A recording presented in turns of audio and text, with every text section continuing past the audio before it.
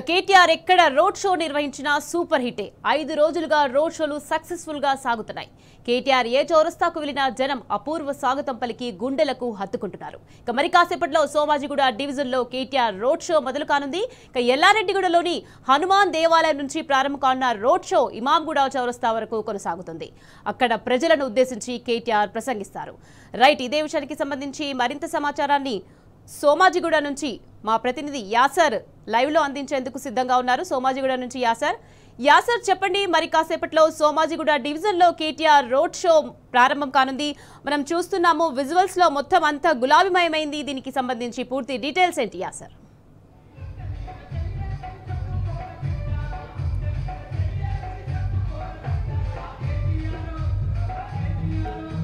నియోజకవర్గంలో బీఆర్ఎస్ ప్రచారం అయితే బీఆర్ఎస్ అభ్యర్థి మాగంటి సునీత మద్దతుగా బీఆర్ఎస్ శ్రేణులైతే పెద్ద ఎత్తున ప్రచారం నిర్వహిస్తుంది. మరి కాసేపట్లో సోమాజిగూడ డివిజన్లో బీఆర్ఎస్ ఎంపీ ప్రెసిడెంట్ కేటీఆర్ పర్యటించి మాగంటి సునీత మద్దతుగా ప్రచారం నిర్వహించారు. ఇందుకు సంబంధించి బీఆర్ఎస్ శ్రేణులైతే పెద్ద ఎత్తున ఏర్పడ్డారు. ప్రస్తుతం తమ స్థానిక నేతలు వాటిని మాట్లాడతారు. సార్ చెప్పండి, బీఆర్ఎస్ ప్రచారం ఎలా జరుగుతుంది, ప్రజల నుంచి స్పందన ఎట్లా? అపూర్వంగా ఉన్నది స్పందన. ఈరోజు సోమాజిగూడలో మరి కేటీఆర్ గారు రోడ్ షో ఉన్నది. మీరు చూస్తూ ఉన్నారు, ప్రజలు తండోపతండగా స్వచ్ఛందంగా కదిలి వస్తున్నారు. ఈ జనమే మీకు సాక్ష్యం. కాబట్టి బ్రహ్మాండంగా ఉన్నది ప్రచారము. మేము ఇంటింటికి వెళ్తూ ఉన్నాము.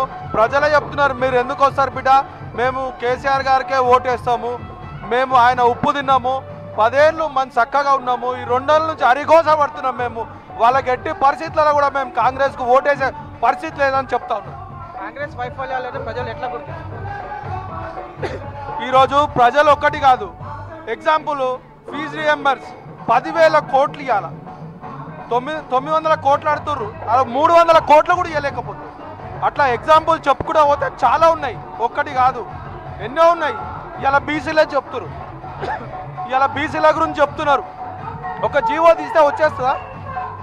రాష్ట్రపతి దగ్గర అది అమలు కావాలా? ఇలా కాంగ్రెస్ బీజేపీ దొంగనాట మారుతున్నది. 8 మంది ఎంపీలు ఉన్నారు, వాళ్ళు రిజైన్ చేయమని ఆటోమేటిక్ వస్తుంది బీసీ. కాబట్టి ఇట్లా చాలా ఉన్నాయి, చెప్పుకుంటూ పోతే ఒక్కటి కాదు, పొద్దంతా సరిపోదు అలా వైఫల్యాలు. ఇలా ప్రతిరోజు రేవంత్ రెడ్డి గారు వస్తున్నారు. అవసరమా ఒక ముఖ్యమంత్రి ఉండి అక్కడ 3-4 జిల్లాలు మోతే తుఫాన్లో మునిగిపోతున్నాయి, మీరు పాలన చూసుకోమంటే ఇక్కడ అధికారం ఎక్కడ ఊడిపోతారు, ఇక్కడ తిరుగుతున్నారు. చెప్పాలని కూడా పొద్దంతా చెప్పొచ్చు వాళ్ళ గురించి.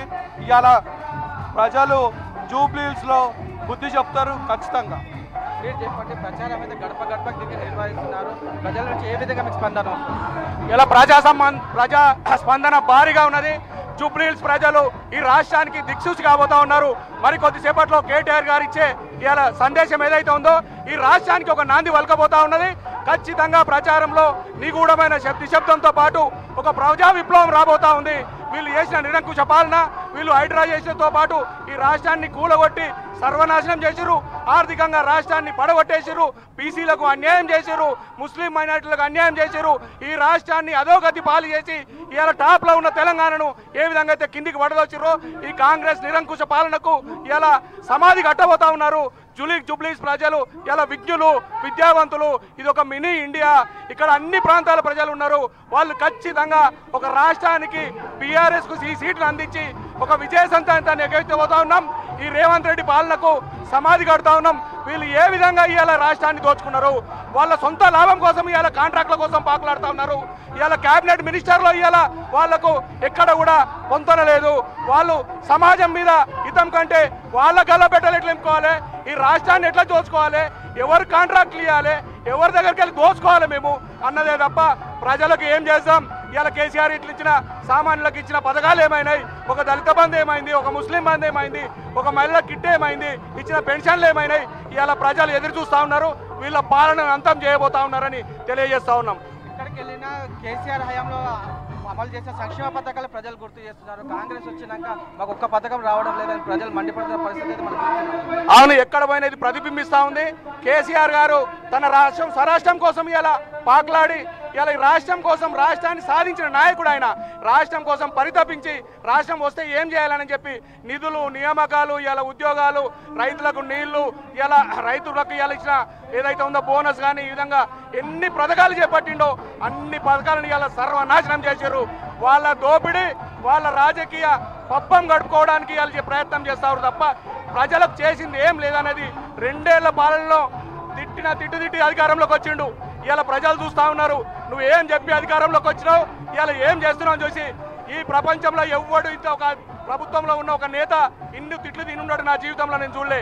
నువ్వు తిట్టే అధికారంలోకి వచ్చినావు, అదే తిట్లతో ఇవాళ చేపలు నడతాయి నీకు తలిగి నీ సీటుకు ఇవాళ జుబ్లీ సీటు ఎసరు పెట్టబోతా ఉంది అనేది నిజం. ఇది తత్వం. ఇది మేడం చెప్పండి, మీరు ఇంటింటికి ప్రచారం నిర్వహిస్తున్నారు, ప్రజలు ఏ విధంగా ఆదరిస్తారు? మేము ఇంటింటి ప్రచారంకి వెళ్ళినప్పుడు ప్రజలందరూ కూడా చాలా అద్భుతంగా చెప్తున్నారు. వారే మన బీఆర్ఎస్ పార్టీకి ఖచ్చితంగా ఓటేసి గెలిపిస్తామని చెప్తున్నారు. ఎందుకంటే ప్రజలందరూ కూడా ఈ 2 ఏళ్లలో సీఎం రేవంత్ రెడ్డి ఎట్లయితే పరిపాలన చేసిండో అదంతా కూడా గమనిస్తున్నారు. ఖచ్చితంగా ఆయనకు బుద్ధి చెప్పే విధంగా వీరందరూ కూడా మన పార్టీకి ఓటేసి గెలిపిస్తారని చెప్తున్నారు. ప్రచారం బ్రహ్మాండంగా ఉందన్న. ఈరోజు రాష్ట్రంలో కూడా ఈ జూబ్లీ ప్రజలు మొత్తం బీఆర్ఎస్ పార్టీ పక్షాలు రాష్ట్ర ముఖ్యమంత్రి లేకపోతే Congress party election super star అని అడుగుతున్నారు. ఈరోజు అడుగుతారు కాబట్టి క్యాంపెయిన్ స్టారా లేకపోతే తెలంగాణ రాష్ట్ర ముఖ్యమంత్రి అడుగుతున్నా. ఈ దేశంలో ఏ ముఖ్యమంత్రి కూడా ఒక ఉప ఎలక్షన్కు ఇన్నిసార్లు వచ్చిన వ్యక్తి ఎవరు అంటే మా కేటీఆర్ గారు మాజీ మంత్రి పార్టీ వర్కింగ్ ప్రెసిడెంట్ కాబట్టి వస్తుండు, మా పార్టీ కోసం వస్తుండు. నీ ప్రజాపాలనపై శ్రద్ధ లేదు. నీ సొంత రాష్ట్రంలో బస్సు యాక్సిడెంట్ నీ సొంత జిల్లాలో అక్కడ మాట సోయలేదు. కానీ ఇక్కడ ఉన్న ప్రజలని నాయకులని బెదిరిస్తున్నాడు. ఇక్కడ జూబ్లీస్లో కాంగ్రెస్ కు నాయకులు లేడు, క్యాడర్ లేడు. ఎంఐఎంకే పోటీ చేసిన వ్యక్తిని కొనుకొచ్చుకొని లాలుచ్చి వాడేస్తున్న పోటీ. ఇక్కడ సీఎం ఇక్కడ కాంగ్రెస్ పార్టీ ఓడిపోతే ముఖ్యమంత్రి 10 భయంతో అధికారులు అందరూ కూడా మా నాయకుల పైన కేసులు వేసి బిడ్డ అందరికి చెప్తున్నారు. 11వ తారీఖు జరగబోయేది మహా ఉద్యమంలో గెలిచేది బీఆర్ఎస్ పార్టీ. నీకు 14వ తారీఖు నాడు ఈ రాష్ట్రంలో కాంగ్రెస్ పార్టీ రాష్ట్రం నుంచి ఢిల్లీకి బగాయిస్తుంది. కాంగ్రెస్ కటో తెలంగాణకి బచావ్, కాంగ్రెస్ కటో హైడ్రా కటో అని చెప్తున్నారు జూబ్లీస్ ప్రజలు. ఈ రాష్ట్రంలో మళ్ళీ కేసీఆర్ గారి పరిపాలన రావాలంటే జూబ్లీస్లో బీఆర్ఎస్ పార్టీ గెలవాలని చెప్పి యావత్ తెలంగాణ కోరుకుంటుంది. ఈ మంత్రులు భయపడుతున్నారు.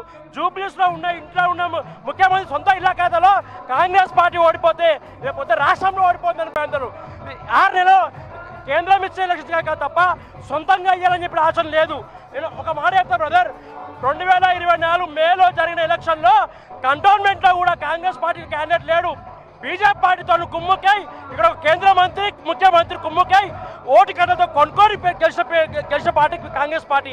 ఇక్కడ కూడా అదే జరిగింది చెప్తున్నా. మా నిరుద్యోగులను మోసం చేసింది, మా విద్యార్థి సంఘం కొడుతుంది. ఈ భారత రాజ్యాంగం కల్పించిన ప్రజాస్వామ్యంలో ఎవరైనా ఎక్కడైనా పోటీ చేయొచ్చు. నేను అడిగే హక్కున్నది బిడ్డ. జాబ్ క్యాలెండర్ నువ్వు ఇవ్వలేదు. ఇలా మేము బాకీ ఆడతాం అనుకుంటాం, రేపు ముఖ్యమంత్రిని గల్లా ఆడుకుని ఆడుతాం. ఢిల్లీలో ఉన్న రాహుల్ గాంధీ అనుకుంటాం, అక్క ప్రియాంక అక్క నీ స్కూటీ ఎక్కడ వాయే, నువ్వెక్కడ వాయే, 42% రిజర్వేషన్ ఇక్కడ వేడుతున్నాం బిడ్డ. ఇక్కడ గెలిచేది ముమ్మాటికి కేసీఆర్ అడ్డా బిడ్డ. ఎవడు పడితే వాడి మా అడ్డా చెప్తున్నా, ఎవడు రాబడి అడ్డా చెప్తున్నా. కాంగ్రెస్ పార్టీగా ఓడిపోయాక నవీన్ యాదవ్ కనిపించాడు. అండర్ గ్రౌండ్ డాన్లు బయటకు వచ్చారు, అండర్ గ్రౌండ్ రౌడీ మళ్ళీ అండర్ గ్రౌండ్కే పోతారు. ఇక్కడ గెలిచేది టీఆర్ఎస్ పార్టీ. మాగంటి చెప్తున్నా, ఒక మాట చెప్తా బ్రదర్, మాగంటి గోపినాథ్ గారి పేరు అప్పుడు సీతాఫల్ కాపేట పేరు ఉంటుంది. నవీన్ యాదవ్ పేరు ఎక్కడ ఉంటుంది? బిఎస్ఎన్ఎల్లో రౌడీ షీటర్గా ఉంటుంది. ఎవరు రౌడీ చేస్తావు? 200 యూనిట్ పని చేస్తా అంటున్నావు. ఆల్తో పాలతో బియ్యం ఇచ్చి పాలు చేసి బియ్యం ఇచ్చి అంటావు. రేవంత్ రెడ్డి సన్న బియ్యం నీ పిల్లలు తింటుందా, నువ్వు తింటా ఆడుతున్నా. పొన్నం ప్రభాకర్ ఆడుతున్నా, పొన్నం ప్రభాకర్ ఆడు ఆడల పైన ఇష్టం వచ్చిన ఆడుతున్నావు. నువ్వు చచ్చిపోతా నీ భార్య డాన్స్ ఆడుతుందా? ఆమె కూడా ఏడుస్తాయి కదా. కాబట్టి ఇక్కడ మాగాడు సుంత గారి పైన అనుచిత వాక్యాలు వేసిన వాళ్ళందరూ చెప్తున్నా. మా అక్క చెల్లెలు గట్టి వాళ్ళు చెప్పులు గట్టి ఉంటాయి. కాంగ్రెస్ పార్టీ చెప్పులతో కొడతారు, ఓట్లు మాత్రం టీఆర్ఎస్ పార్టీకి వేస్తారు. కాబట్టి రేవంత్ రెడ్డి చెప్తున్నా. చెప్పండి, ముఖ్యమంత్రి స్వయంగా ప్రచార సభలు చెప్తున్నారు బీఆర్ఎస్ పార్టీకి ఓటేస్తే సంక్షేమ పథకాలు ఆగిపోతాయి, ఉచిత కరెంట్ ఆగిపోతాయి అంటున్నారు. దీని మీద కాంగ్రెస్ కు ఓటేస్తే ఏ సంక్షేమ పథకం ఇచ్చింది కాంగ్రెస్ పార్టీ? ఒక ఫ్రీ బస్సు ఇచ్చి మహిళల మధ్య కొట్లాట పెట్టుడు తప్ప వాళ్ళు యూత్ డిక్లరేషన్ అన్నారు, ఏం చేయలేదు. రైతులు డిక్లరేషన్ అన్నారు, ఏం చేయలేదు. బీసీ డిక్లరేషన్ అన్నారు, ఏం చేయలేదు. మైనారిటీ డిక్లరేషన్ అన్నారు, ఏం చేయలేదు. ముఖ్యంగా ఇక్కడ జూబ్లీహిల్స్ నియోజకవర్గంలో మెజారిటీగా అంటే సుమారు 1,25,000 మంది మైనారిటీ ఓటర్లు ఎవరైతే ఉన్నారో వాళ్ళందరూ కూడా ఎప్పుడెప్పుడు 11వ తారీఖు వస్తుందా, ఎప్పుడెప్పుడు మా నిరసనను బటన్ ద్వారా తెలపాలా అని చెప్పి చూస్తున్నారు. వీళ్ళు 4,000 కోట్ల రూపాయలు మైనారిటీ బడ్జెట్ ఇస్తామని మోసం చేసిరు. మైనారిటీలకు సబ్ ప్లాన్ ఇస్తామని చెప్పి మోసం చేసిరు. ఒక మైనారిటీకి ఎమ్మెల్సీ లేదు. నిన్న కేవలం జూబ్లీ హిల్స్ ఎన్నికల కొరకు మాత్రమే అజరుద్దీన్కు ఏక్ దిన్ కా సుల్తాన్ లెక్క 6 నెలల మంత్రి పదవి ఇచ్చిరు. ఈ రేపు 6 నెలల ఏ ఎన్నిక జరగది, ఎమ్మెల్యే ఎన్నిక జరగది, ఎమ్మెల్సీ ఎన్నిక జరగది. 6 నెలల తర్వాత ఈ అజరుద్దీన్ కూడా మంత్రి పదవి పోతుంది. కాబట్టి ఈ ముస్లింలకు ఇది అర్థమైపోయింది. 70 సంవత్సరాలు ముస్లింలను మోసం చేసిన కాంగ్రెస్ పార్టీ ఈసారి మాత్రం ముస్లిం ఓటర్లు అదేవిధంగా మొత్తం జూబ్లీ హిల్స్ ఓటర్ల చేతిలో చావు దెబ్బ తినబోతున్నది. ఇక్కడ మీరు జనసమూహాన్ని చూసినట్టయితే వీళ్ళందరూ కూడా స్వచ్ఛందంగా కేటీఆర్ గారి మాట వినడానికి, తమ యొక్క సంఘీభావాన్ని తెలపడానికి ఇక్కడికి వచ్చి ఉన్నారు. ప్రతి అడుగులో కాంగ్రెస్ మోసం చేసింది కాబట్టి ఈసారి ఎన్నికల్లో కాంగ్రెస్ పార్టీకి పరాభవం తప్పదు. అది ముఖ్యమంత్రి వచ్చినా, వాళ్ళ రాహుల్ గాంధీ వచ్చినా. మరి రాహుల్ గాంధీ అశోక్ నగర్ చౌరస్తాకు వచ్చిండు కదా, ఇప్పుడు రమ్మను రాహుల్ గాంధీని ఎందుకు వస్తలేడు? ప్రియాంక గాంధీ వచ్చింది కదా, ఇప్పుడు ఎందుకు వస్తలేదు ప్రియాంక గాంధీ? వాళ్ళకు ముఖం లేదు రావడానికి. వాళ్ళు ఇచ్చిన హామీలన్నీ కూడా బూటకమైనవి కాబట్టి వాళ్ళకు ముఖం చెల్లక వాళ్ళు వస్తలేరు. ఈ ముఖ్యమంత్రికి ఒకటే వార్నింగ్ ఇచ్చిర్రు, ఈ సీట్ ఓడిపోతే నీ పోస్ట్ ఊస్ట్ అని చెప్పి. అందుకే ఆయన గల్లీ తిరుగుతూ ఉన్నాడు కాలుకు బల్బం కట్టి. కానీ కాంగ్రెస్ పార్టీ గెలిచే అవకాశం లేదు. ఇక్కడ ప్రజల తీర్పు ఎలా ఉండబోతుంది? 100% జూబ్లీ హిల్స్ ప్రజలు బీఆర్ఎస్ పార్టీకి పట్టం కట్టబోతున్నారు. జూబ్లీ హిల్స్ లో గతంలో మనం ఎన్నికల సరళిని చూసినట్టయితే 51% ఓటు మాగంటి గోపీనాథ్ గారికి వచ్చినాయి. కానీ ఈసారి 75% ఓట్లు, పోలైన ఓట్లలో 75% ఓట్లు బీఆర్ఎస్ పార్టీకి పడబోతున్నాయి. వీళ్ళు Congress, BJP, MIM, CPI, CPM, Congress వీళ్ళందరూ కూడా కట్టగట్టుకొని వచ్చిర్రు. సింహం సింగిల్ గా వస్తుంది అన్నట్టు బీఆర్ఎస్ సింగిల్ గా వచ్చింది. అది ఇక్కడ ప్రజలందరూ కూడా గమనిస్తున్నారు. 100% బీఆర్ఎస్ కు పట్టం కట్టబోతున్నారు. ఇక్కడ కాంగ్రెస్ కు చావు దెబ్బ కొట్టబోతున్నారు. మరోసారి బీఆర్ఎస్ ఖాయమని ఇక్కడ నేతలు అంటున్నారు. అటు బీఆర్ఎస్ ప్రచారానికి అయితే ప్రజలు స్వచ్ఛందంగా మద్దతు తెలుపుతున్నారు. ఏదైతే మాగంటి గోపీనాథ్ చేసిన సేవలే వాళ్ళ మాగంటి గోపీనాథ్ సత్యమని మాగంటి సునీతను గెలిపిస్తారని మరి కాసేపట్లో సోమాజిరెడ్డి కేటీఆర్ రోడ్ షో ప్రారంభం కానుంది. Right, thank